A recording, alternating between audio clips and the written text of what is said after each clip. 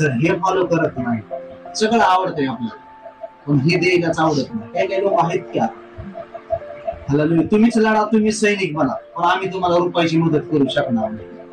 Hallelujah, म्हणते ते कोरड पाषाण. हालेलुया, देवाच्या राज्यासाठी पेरणी करा. हालेलुया, काही लोक आहेत ना भरपूर भरपूर सल्ले देतात, असं करा तसं करा, पण 1 रुपयाची मदत नाही देवाच्या राज्यासाठी. हालेलुया, जर आम्ही इथंच सेवा करतोय तर इथं वाटण्याची बी गरज आहे आम्हाला आणि पैशाची बी गरज आहे. पण काही लोक असे असतात की पैशाची गरज आम्ही करू शकत नाही, फक्त तुमच्यासाठी प्रार्थना करू असे म्हणणारे आहेत. हालेलुया, काय म्हणतात, आम्ही तुमच्यासाठी फक्त प्रार्थना करू पण 1 रुपया बी आम्ही तुम्हाला देणार नाही. शारीरिक आहेत का आत्मिक आहेत? हालेलुया, लोक बाहेर देशातून रक्त विकून पैसा पाठवतात, विचार करा.